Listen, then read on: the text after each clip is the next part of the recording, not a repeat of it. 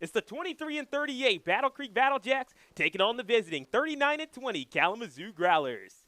Good morning and welcome to Battle Creek. My name is Sedric Granger, and I think it's only fitting that we start a game in the Cereal City during breakfast time. Jokes aside, we got a great showdown between two teams that lit up the scoreboard the last time that they faced off. Wine kick deal. That one is lined over towards the left side, and that ball is down for a base hit. Coltrane Rubner walking his way home and paint the night blue and white. Battlejacks walk it off. Jay Adams is your hero for the day. Here's the 1-2. On the ground to the right side, takes a hop. Holt runs, throw to first, covered by Clack. It's dropped. The ball is dropped. And the Battlejacks get another run across. A couple mistakes from Walsall. Unbelievable defensive breakdown. And the Battlejacks have tied up the game.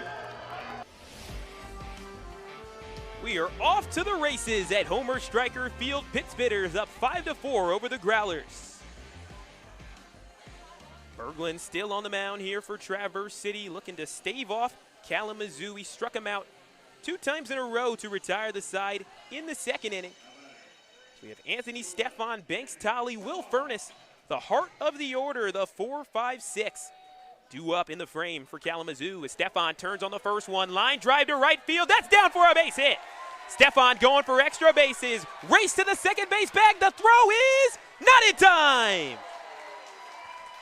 A lead-off double for Anthony Stefan.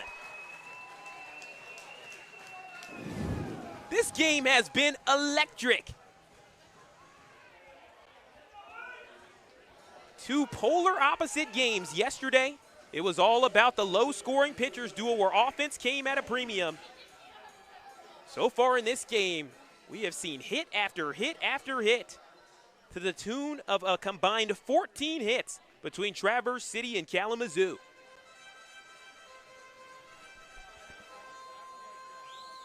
Speaking of players who know how to get hits, Banks Tolley leads the team on Kalamazoo in terms of home runs, 10 of them. 43 on the season, which is 3rd in the Great Lakes. Thus, we'll see Berglund try to keep it in tough parts to hit on, especially if you can go inside maybe. If you leave it high and over the plate, it's asking for disaster. Tolley's already 1 for 1 with the run scored. Scored in the first inning. Was driven in by Corbin Griffin. Berglund is a player that has had some accolades throughout his career. It's a 2023 American Baseball Coaches Association 2nd team All-Region 9 selection. 1-1. Line drive over to left field and foul. Ever so close from leaving the yard. Tolley got all of that one.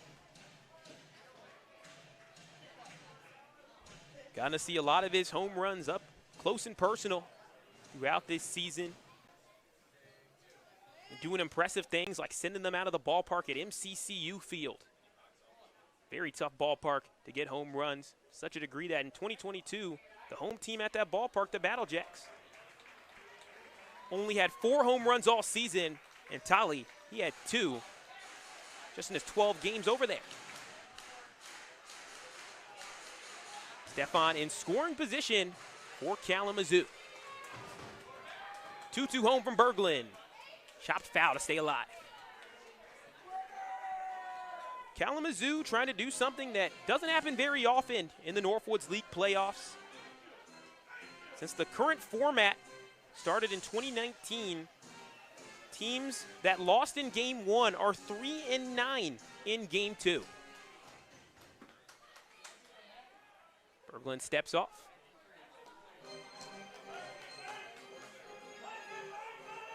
The only wins from teams that lost in Game 1, the Kokomo Jackrabbits beat Traverse City in 2021. Here comes the pitch, and there's a fly ball over to left field, and you can forget about this one.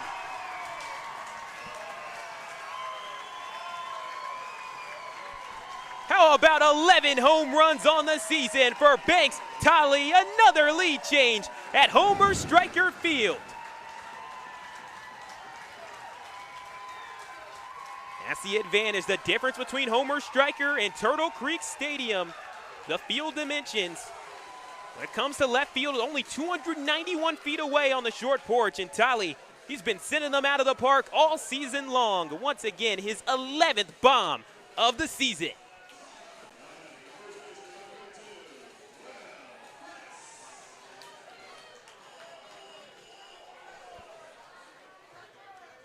Six to 5, Kalamazoo.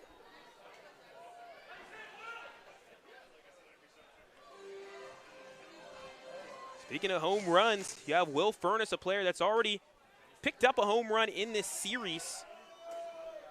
Kicked off all the scoring in game one.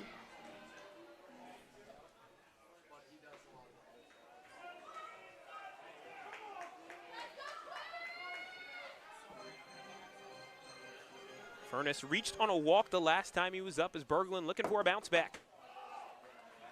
The 2-1 just misses low on the breaker.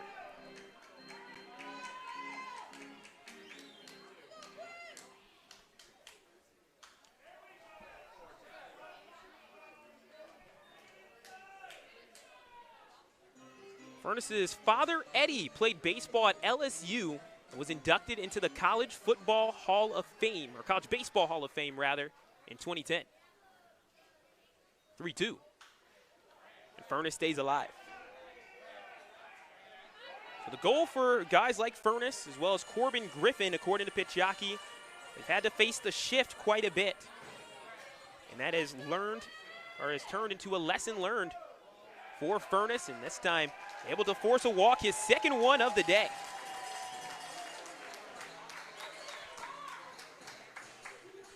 PxP said you've got to stay simple in your approach when dealing with a lot of breaking balls, as well as dealing with things like shifts.